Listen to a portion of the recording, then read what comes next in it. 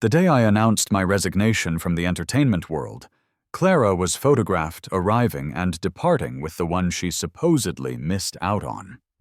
Someone online made a joke, saying that it didn't matter how attractive your partner was, because they'd always have to step aside for the one that got away. Later, after I had left the Los Angeles area, Clara just happened to be at the press conference for his new movie. A reporter asked her a question, saying, "We heard that Daniel Chen quit acting because he's returning home for an arranged marriage." Clara scoffed, but she looked extremely confident. "He wouldn't," she stated. "The 20-year-old Daniel definitely wouldn't have." But now, I was 27. Life felt too short to waste. It was time for me to go back to the people who loved me, and the people I loved. "Give the main role in this movie to Marcus. I don't want to have to tell you again. Is there a problem?" Clara's voice was sharp and cold. She must have been absolutely furious, because her knife and fork scraped harshly against her dinner plate, making a loud, unpleasant noise. I forced myself to swallow, pushing back the tears. The phone on the table wouldn't stop vibrating. As I left the private dining room to take the call, I bumped right into Marcus, who was about to push the door open. He grinned at me. "I heard it's your birthday today. Clara invited me to come celebrate with you." On his wrist, I saw the expensive designer watch that Clara had paid a large sum for at an auction just the other day. It was flashy and beautiful. I simply nodded, walked around him, and found a quiet corner. When I answered, it was Adam's relaxed, warm voice on the line. "Happy birthday, superstar. Grandpa's back in the country. Prepare yourself. That whole arranged marriage situation is probably—" The marriage was something my grandfather and his old army friend had decided upon when I was a child. After my grandfather became ill and went overseas for medical treatment, no one had mentioned it again, until now. I looked down and cut Adam off. "Adam, I'll do it. I'll agree to the marriage. I know the Smith family has a lot of rules. I'll wrap things up here as quickly as I can, and then I'll quit the business." When I got back to the room, Marcus was already seated comfortably next to Clara. In front of him was the steak that Clara had just finished slicing up. "Daniel," Clara said, "I hear you're willing to give me the part in The Echo." "I know The Echo might not be that important to you, but for me, it's a crucial stepping stone in my comeback. Daniel, thank you." His tone was casual.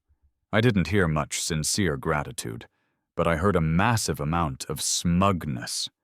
I pressed my lips together, about to speak, but Clara quickly interrupted me. "What is there to thank him for? It's only a movie. Besides, you were always a better fit for it than he was." The indulgence and deep affection in Clara's eyes were totally obvious Adam's. Serious warning suddenly came back to me.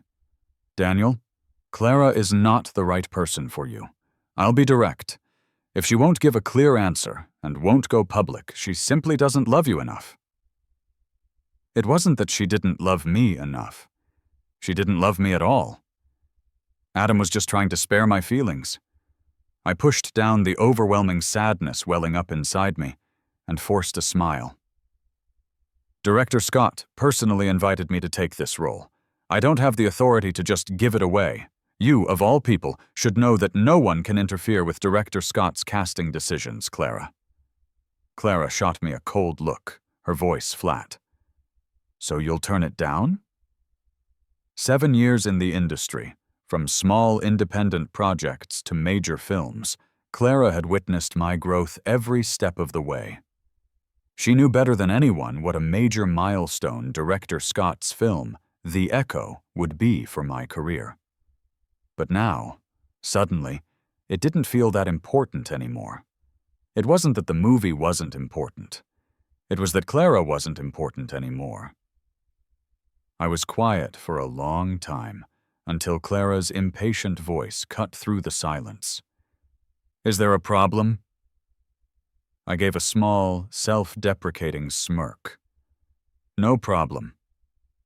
Before returning to the room, I had called Director Scott to apologize.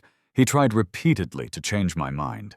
I had spent 3 exhausting years perfecting my acting at a local theater company just for a chance at this film.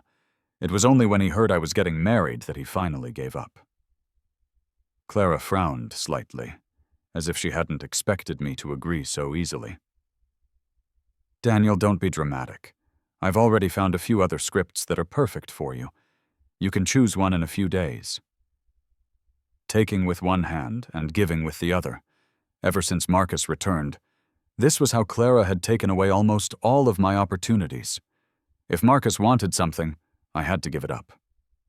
During one of our worst arguments, I had asked her, "What if one day he wants you too? Will you make me give you up for him?" Clara had replied, "He wouldn't ask." Only now did I finally understand what she meant. He wouldn't have to ask. It wasn't that she wouldn't give. As we left the restaurant, the first snowfall of the season began to drift down over the city of Los Angeles. Clara took off her coat and instinctively draped it over Marcus's shoulders. I only looked for a second before turning away. Clara cleared her throat, a little flustered, and started to explain. "Marcus just got back to the country. His health isn't—" "It's fine, Ms. Lane," I interrupted. "My car is here. I'll be leaving now."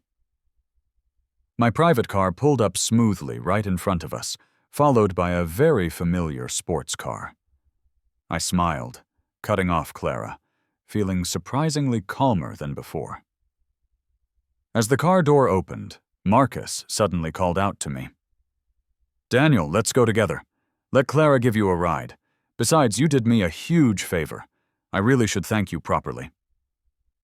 He made a motion as if, nudging Clara. "Is this how you treat your supposed boyfriend? You don't even take him home. You haven't changed at all from when you were dating me." Clara looked at Marcus, her eyes full of a soft affection I had never seen directed at me. "It's okay. I'll take you home first." She took the keys from the valet without a single glance in my direction. Marcus kept playfully teasing her, just like a couple who were bickering. "I've told you so many times you have to spoil your boyfriend, Clara. Have you listened to a single word I've said?" As the car door closed, I let out a quiet laugh. It wasn't just his words. He was the one she truly cared about. Marcus was Clara's first love. In the 3rd year we were together, she drunkenly called out his name. He had been an Oscar-winning actor who reached his peak right at the beginning of his career. Then he suddenly quit and moved abroad, and no one heard from him again. That night, I barely slept. After Clara sobered up, she pulled me close and told me everything. I didn't understand what love was back then. Even if we met again, all I would feel is guilt for what happened. So, they met. I don't know what happened, only that afterward, Clara became even more generous with me. She gave me opportunities like money was meaningless. She said she loved watching me act, loved seeing me full of confidence in front of the camera, just like I was at 20 on the day of my very first audition. Clara, an investor, had gone against everyone's advice and insisted I be cast as the male lead. The movie ended up being a small hit. My agent took me to a business dinner and told me to properly thank the investors. I didn't realize my drink had been drugged. Just as panic set in, Clara burst through the door. That night, Clara and I did everything you're supposed to do and everything you're not. The love at first sight I'd felt at the audition burst forth like a flood, and I was completely lost in her. After that, Clara promoted me, just like she's promoting Marcus now. I went to the apartment Clara had given me. After Marcus came back, Clara rarely visited anymore. The 1 or 2 times she did, it was because she was taking away a job or an opportunity from me. She would tell me to wait for her at the condo. Then, after I'd said, "It's fine," she'd quickly leave. But today, she probably wouldn't be coming. Before heading to the apartment, I asked the building staff to send up some large cardboard boxes. I put on some music and started packing up my belongings little by little. I took down the photos from the display cabinet one by one. Clara never took pictures with me. Most of the ones I could display were official promotional shots from business events we attended together, but I still treasured them like gold. By the time the boxes were all packed, Clara had already emailed me several scripts. She sent me a text, too. I'm traveling out of town for the next 2 weeks on business, so I probably won't reply. Right away. Once you've picked one, just contact my assistant. Happy birthday. Good night. I smirked and didn't reply. Before I left the apartment, I deleted my fingerprint from the door lock. I left the key and key card on the small tray in the entryway cabinet. The night shift security guard asked, sounding uncertain, "You're not keeping any of this?" "Nope, not keeping it. I'd really appreciate it if you could help me dispose of it. Thank you for the trouble." The day The Echo officially announced its cast, Clara, who was still out of town, actually gave me a call. "You didn't like any of the scripts? My assistant said you never contacted him." Her voice was flat, emotionless. Adam was slouched in the passenger seat. When he heard Clara's voice, he raised an eyebrow in irritation. "I'm not taking any acting roles for a while. I have other plans. I'm driving, so I'm hanging up now." Clara didn't say anything. But just before the call ended, a deep male voice came clearly through the car's speakers. "Is Daniel still upset about the Echo? Clara, I'm so sorry. It's all my fault." I took a deep breath and met Adam's questioning gaze. "Adam, I can handle terminating the contract myself. Don't worry." Out of respect for Clara, most of the business clauses in my contract were favorable to me. Even breaking it wouldn't cause too much of a problem. "Just call me if you need anything. You can drop me off at the next intersection. I'm going to meet Brenda." Adam nodded, but then his voice trailed off. He awkwardly glanced out the window. "Brenda Smith happens to be in LA on a business trip. Once you've sorted everything out here, we can all head back to Chicago together." Even after I had terminated all my contracts, Clara seemed to have no idea. In the past, she would know the second there was even a whisper of trouble concerning me, terrified I might be wronged in some way. The day I decided to quit, I had even worried that Clara would try to stop me. After drafting the announcement for my social media, I had to laugh. I'd been overthinking it. It was a relief, actually. This was better. A hazy beginning and a clean end. The post was scheduled to go live automatically. When I got out of the shower, I had several missed calls on my phone. From my parents, from friends in the industry, and from a few producers and directors I'd worked with and gotten along with. Adam's call came in right then. His voice rushed. "You at home? Is it a good time?" "I'm coming over now." It wasn't until Adam showed up at my door, covered in sweat, that I found out the news had exploded online. Photos of Clara and Marcus checking in and out of hotels and visiting tourist spots together overseas had been leaked right as I announced I was quitting.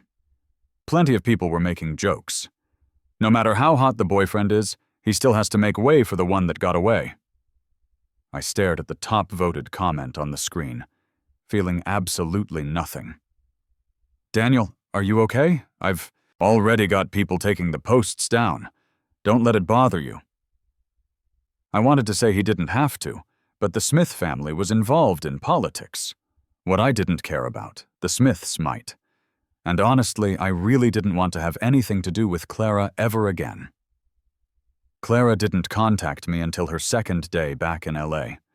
The trending topics had been mostly suppressed by then, and even the buzz around my retirement announcement had been pushed further and further down the feeds.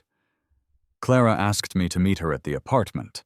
I had just gotten to the door and was hesitating about entering the passcode when it opened from the inside. She was still wearing her high heels, her coat draped over her arm. It looked like she had just arrived, too. She pinched the bridge of her nose, her voice thick with congestion. "Daniel Chen, why are you quitting? Is it because I spoil you too much, let you get away with everything? Or is it because you believe those online rumors about me and Marcus? I told you I'm just trying to make it up to him."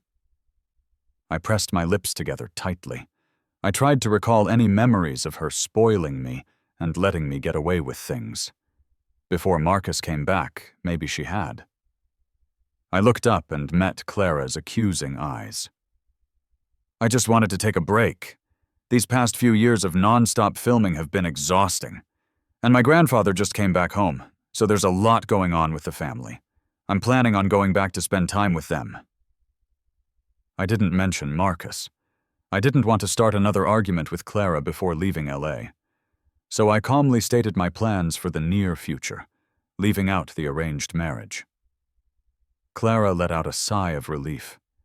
She reached for my hand, but I subtly pulled away. I walked past her toward the TV stand. Just as I pulled open the drawer to get some stomach medicine, Clara's phone rang. She left in a hurry, her voice nearly cut off by the closing door. "I have another meeting. I have to go. Let me know when you're leaving. I'll give you a ride." During my last few days in LA, I got together with a few of my old college roommates who had settled in the city. When they asked about my future plans, they were a bit wistful. "You know, you were the one in our generation most likely to win the grand slam of acting awards. To just quit like that? Damn, that's harsh."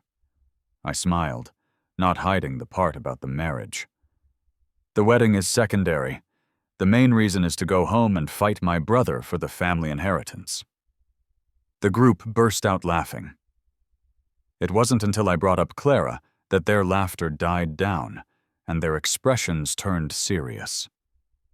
"I didn't tell her about the marriage. If she asks you guys—" On second thought, Clara probably wouldn't even care. I shook my head and laughed at myself. "Never mind. She probably won't ask you anyway." That night, we drank at the bar until the early hours. The party only broke up when their respective wives showed up to pick them up. Standing outside the bar, the cold wind sobered me up considerably. I'm not much of a drinker. On the rare occasion I couldn't get out of a business dinner, Clara would always say she'd come pick me up. But when the car arrived, it was always her assistant who opened the door and explained, "Mr. Chen, Ms. Lane's meeting hasn't ended yet. She asked me to take you home first." Then Marcus came back. Whenever we were at the same event, Clara would show up on time without fail. Back then, she would still make a point to keep her distance from Marcus. But I knew she wasn't there to pick me up. I was pretty surprised when Clara showed up at my front door. Because I was leaving LA the next day, movers were busy coming in and out of my apartment. The moment Clara stepped out of the elevator, her face darkened. "Why are you suddenly moving? Are you still mad at me?" I froze. Just as I was about to speak, Marcus followed her out of the elevator. He was wearing a perfectly tailored suit that made him look even taller and more slender. "Clara, you're being too harsh." He shot a slightly disapproving look at Clara, then turned to me as if explaining.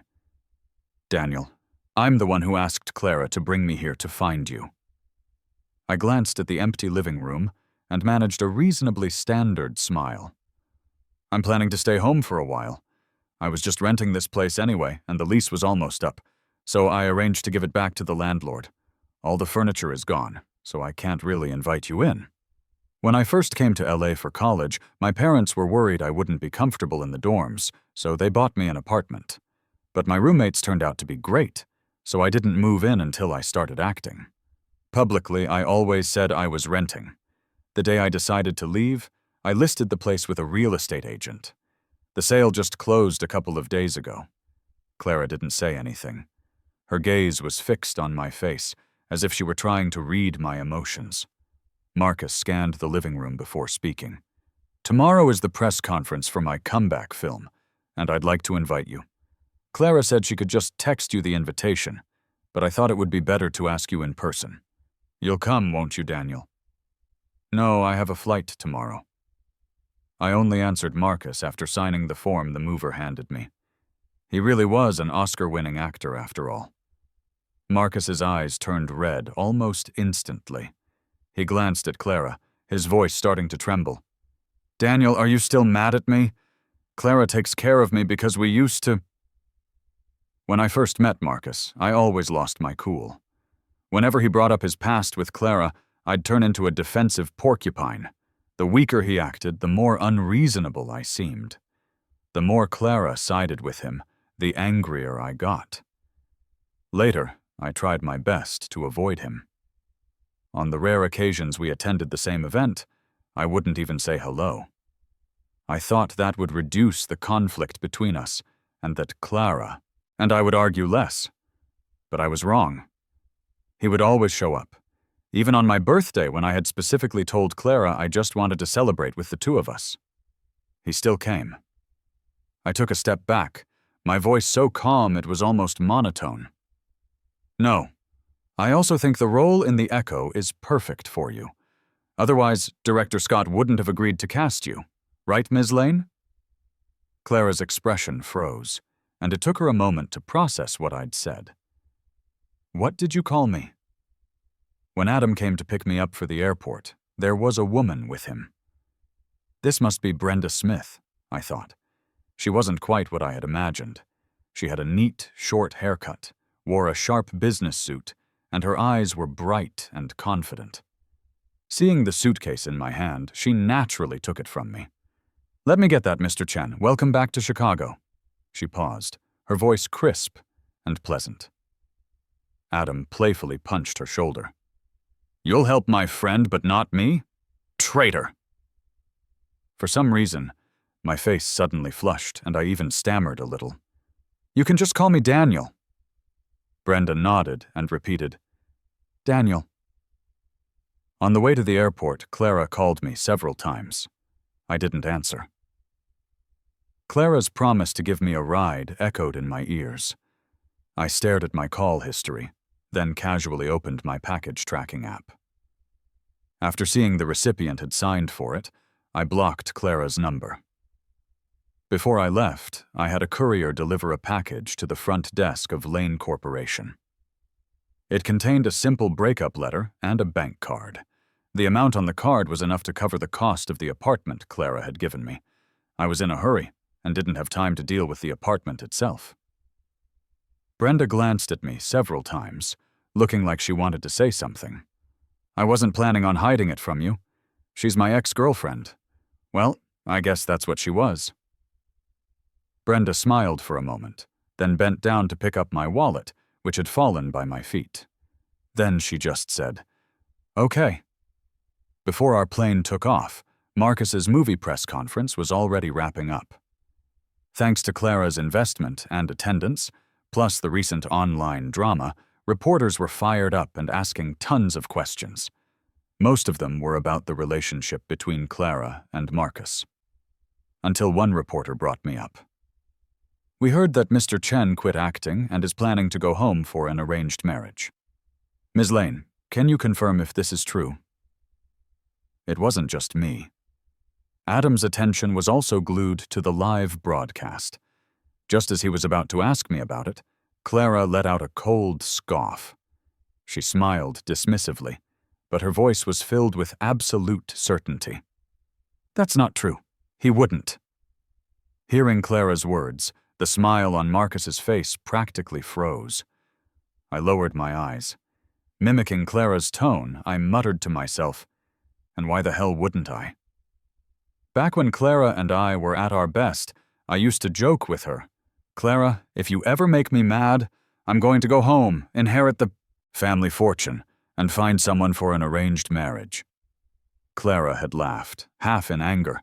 She'd hold me tight, gently biting my earlobe, asking over and over again, an arranged marriage with who, Until I begged for mercy. With no one. I won't get married. I only want you. I let out a soft laugh. Daniel Chen had grown up. He finally understood that a bird and a fish can't walk the same path. When we landed at the airport in Chicago, I felt a huge wave of relief. Because I was always away filming, I had rarely come home over the years. I hardly ever made it back, even for the holidays. When I did, it was only for a day or two.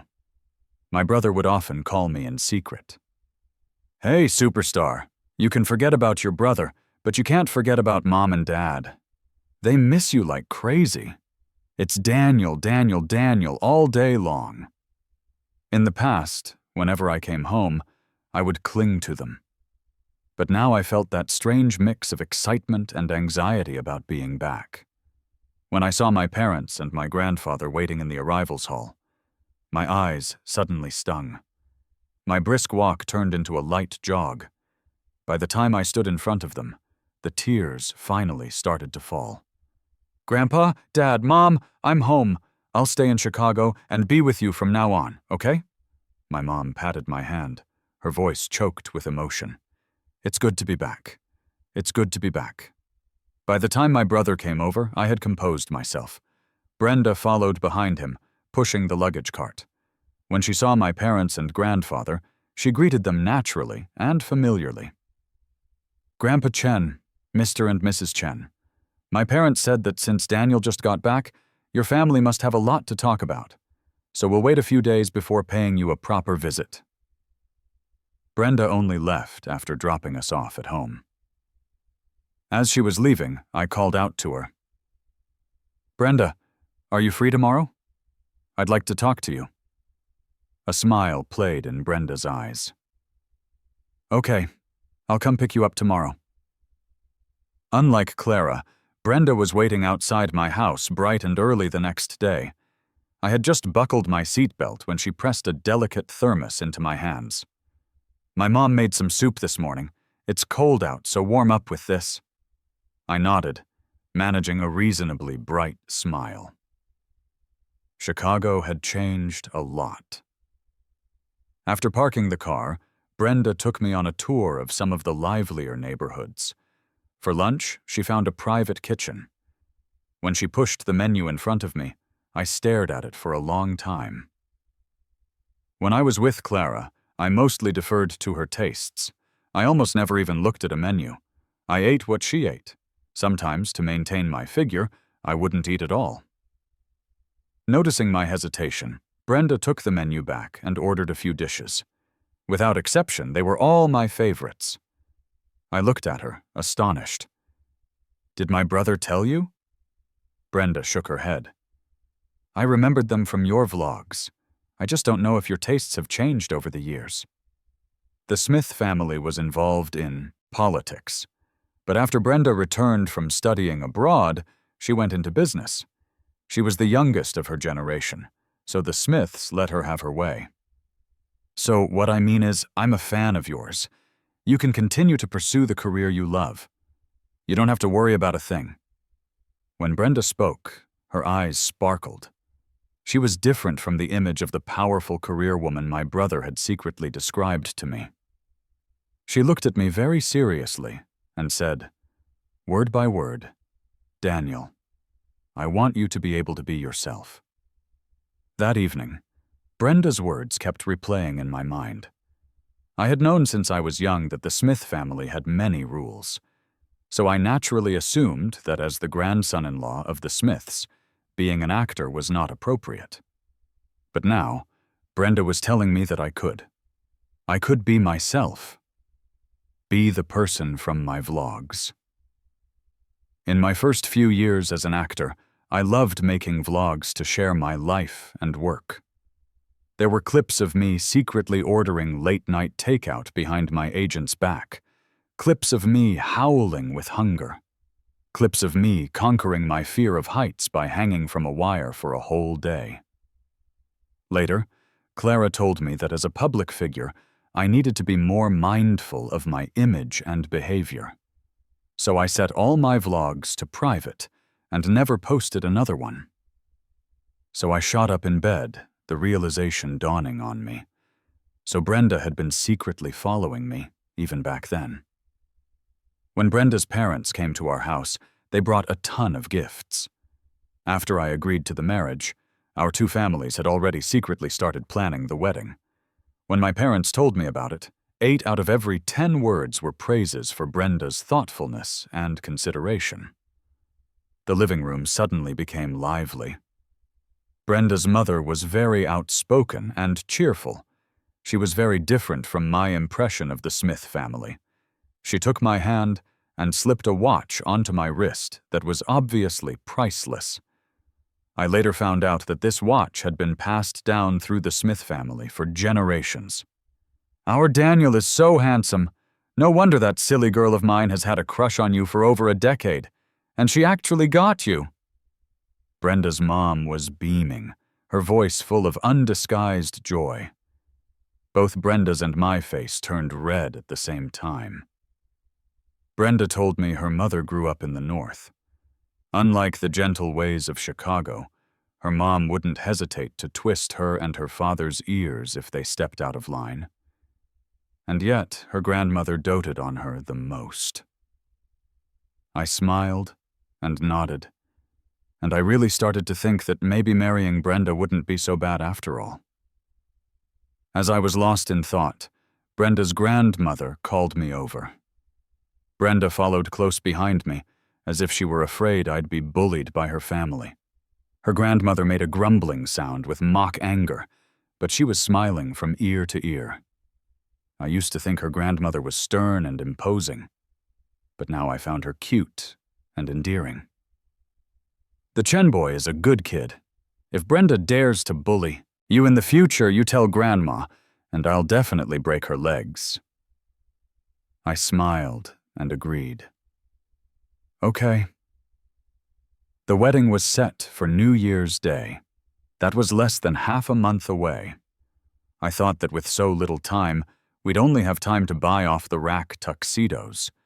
But it turned out Brenda had already secretly had 2 sets custom-made. When she took me for the fitting, she deliberately didn't invite my brother. "Let's give your brother a surprise. I can just imagine his face when he sees you in a tux at the wedding." I could imagine it too. My brother doted on me more than anyone in our family. Brenda smiled and took my hand in hers. "Daniel, thank you for being willing to marry me. Honestly, it feels like a dream." It wasn't just Brenda. I felt like I was in a dream too. It wasn't until I put on the tuxedo that I truly felt the reality of getting married. And I realized that I hadn't thought about Clara in a long time. I took a deep breath. It was time for me and for time itself to move forward. When I came out, adjusting my bow tie, Brenda was so nervous she couldn't even look at me. Her voice trembled slightly. "Beautiful. Daniel, you're so beautiful." For some reason, a strange emotion washed over me. I wanted to cry, but I also wanted to laugh. Seeing Brenda's flustered state, my eyes welled up, tears threatening to spill. That just made Brenda even more nervous. I burst out laughing through my tears, and for the first time took her hand. "You're such a dork, Brenda Smith." I wrote all our wedding invitations by hand. I'd studied calligraphy for years as a kid, never imagining it would come in handy for this. As the ink spread on the paper, Brenda wrapped her arms around my waist from behind. My body tensed for a second, then relaxed. I was gradually starting to accept Brenda's love, and I was trying my best to get used to it. "Sorry, I startled you." Brenda released her arms and took a step back. When I turned around, I met her somewhat disappointed gaze. I took a step closer to her, wrapped my hands around her waist, and stood up on my toes. "It's okay. Just startle me more often, and I'll get used to it." The clouds in Brenda's eyes instantly cleared, and she broke into a goofy grin. I leaned in and gently brushed my lips against hers. Just as I was about to say something, Brenda suddenly clasped my waist, pulling me closer. She captured my lips, kissing me with a wild, untamed passion. until my brother suddenly burst into the study. "Brenda Smith! Daniel Chen!" Brenda pulled back slightly and shot my brother an annoyed glare. I nervously broke free from her embrace, turned around, grabbed a calligraphy brush, and started scribbling nonsense. It looked like gibberish. In the days I spent with Brenda, I came to understand another saying. The most amazing things don't show up too early, but they always arrive at just the right time. When Clara realized she couldn't contact Daniel Chen, her voice trembled with panic. First, she had her assistant check Daniel's schedule. She relaxed a little only after confirming he had returned to Chicago. She thought he was just being sulky because she hadn't taken him to the airport. So she didn't try to contact him again. It had always been this way. When she upset him, he would deliberately ignore her for a few days. Then, when the time was right, she would coax him a little, and everything would be fine. So this time, she did as she always did, waiting for the right opportunity to give him an out. But over a month passed. Daniel still hadn't unblocked her. It wasn't until her assistant brought in a package. "Ms. Lane, the front desk just found a package that Mr. Chen sent to you a month ago during a handover." Clara's eyelid twitched inexplicably. She tore it open impatiently. Inside was a bank card and a handwritten letter. The note was simple. "If all goes as planned, we probably won't see each other again. Clara, I wish you peace and happiness." She had her assistant check the balance on the card. 8 million. Clara suddenly remembered that on Daniel's birthday, he had asked her the market value of the apartment. She hadn't thought much of it at the time, and had told him 8 million. Clara let out a laugh that was more anger than amusement. She grabbed her car keys and rushed to the apartment. Pushing the door open, her breath caught in her throat when she saw the key and card on the entryway cabinet. She checked the living room and the bedroom. All the photos of them together, all the stuffed animals he had begged her to buy, they were all gone. When she asked a few of Daniel's close friends, their stories were all perfectly aligned. It was only then that she seemed to realize she might actually be losing him. The next time I heard from Clara was 3 days before my wedding. Her voice was cold and sharp, laced with anger. "Daniel Chen, there's a limit to this nonsense. Do you really think leaving a breakup note and a bank card means we're over? Do you have any idea what I—" Before Clara could finish, Marcus snatched the phone away. His voice was as gentle as ever. "Daniel, Clara has been worried sick about you these past few days. She couldn't bring herself to call you, so I made her use a different number. I heard you're getting married soon. Is that true?" It was Brenda who answered the phone. I was in the kitchen, busy making a cake, when she brought my phone to me. I didn't think much of it and told her to answer. She casually put it on speaker. At the sound of the voices, my brother was the first one to rush into the kitchen. I was carefully frosting the cake and replied distractedly, "Yes. Is there something you need? If not, I'm going to hang up." There was a clear pause on the other end of the line. Then the sound of something falling to the ground.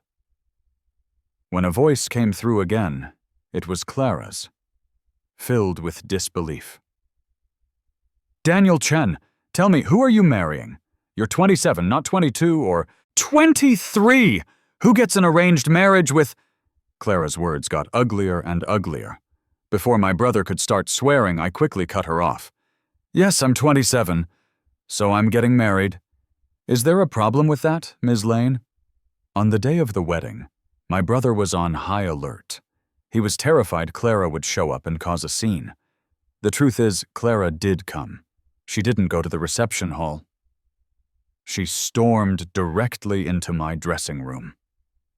The anxiety that had been building in my chest dissipated the moment I saw Marcus trailing behind her. I was sitting in the makeup chair, the artist redoing my makeup. Clara's fists were clenched. It took her a long moment to find her voice. She stood behind me, her gaze fixed on my reflection in the mirror. Daniel Chen, you're serious about this? Do you even know her well enough to marry her? Do you love her? Just as Brenda arrived with security, Marcus tugged on Clara's sleeve. He whispered a warning to her. Clara, stop it. Since Daniel has decided to get married, we should just wish him well, okay? I never expected Marcus to follow Clara all the way to Chicago. I was even more surprised to learn that in the time since I'd left LA, he and Clara still hadn't officially gotten back together. Brenda came to my side, standing opposite Clara. For the first time, I caught a whiff of danger from Brenda. She shielded me behind her, her tone laced with a sharp edge. Ms. Lane, is there something urgent you need with my husband? Years ago, the Smith family's status in LA was even higher than it is now in Chicago. Later, the family stepped back and returned to Chicago. It seemed Clara knew who Brenda was, because she let out a small, cold laugh. Ms. Smith, get married if you want, but what's this about stealing my boyfriend? Just as Brenda looked ready to throw a punch, my brother burst in. He was furious. He shoved Clara aside, his large frame shielding me. The security guards Brenda had brought immediately stepped forward and restrained her and Marcus. The color drained from Marcus's face in an instant. Clara gritted her teeth, not making a sound as the guards held her. Once things had quieted down a bit, she summoned her last bit of strength and looked at me, her face contorted in pain. Daniel, is this enough? Will you come back with me? Please? Marcus had wanted to call the police, but Clara's reaction was something he had never expected. In the end, all he could do was clamp a hand over his mouth as huge tears streamed down his face and stumble out of the room. Ms. Lane, that's enough. Any more, and you'll be overacting. I looked at Clara and let the cold sarcasm drip from my voice. Thanks to Clara, I'd managed to avoid any real scandals in the industry over the years, but the label of kept lover was nailed firmly to my name. She never acknowledged our relationship, no response, no public confirmation, and now that we were on different paths, she finally admits to what we were. Maybe she thought I'd be moved. A grand declaration of love in front of the one that got away, followed by this pathetic display for my sake. But all I felt was ridicule. As Brenda led me out of the dressing room, Clara was surrounded by the people she'd brought with her. Brenda glanced back at Clara and gave a cold command. Watch her. Wait until the ceremony is over, then take her to the hospital. Clara was basically forced to watch my entire wedding ceremony with Brenda. The moment it ended, she was sent to the hospital. Brenda also arranged for her to be immediately transferred to another hospital. The ambulance ride from Chicago to LA would take nearly 11 hours. As I was changing into my reception suit, Brenda pulled me aside to tell me what she'd done. Her mood was a little down, but my eyes widened in surprise. Ms. Smith, you are truly one of a kind. Brenda pursed her lips. Are you upset about it? Oh, I thought. She was jealous. I ignored her, adjusted my suit cuffs, and started walking toward the reception hall. As I walked, I deliberately drew out my words. Oh, this suit is so tight. Is there a kind soul who can help me adjust it? Brenda happily trotted over. See? I told you she was a dork. Later, while making the rounds, I was surprised to see Director Scott. Brenda greeted him with easy familiarity. I didn't think you'd make it. Director Scott's gaze shifted between the two of us with a knowing smile. When Daniel turned down the role and said he was getting married, I wondered who it could be. If I'd known it was you, there's no way I would have let him quit. Brenda lightly tapped her glass against Director Scott's. It's not too late. His next movie is booked. Director Scott took a sip of his drink, his eyes landing on me. I have a script. It's even better for you than The Echo. The movie director Scott was talking about was called The Real Face. The following fall, Brenda went with me to the set. The Echo was also scheduled for a national holiday release. When we had some free time, Brenda and I went to see it in theaters. In the end, Marcus didn't get the part.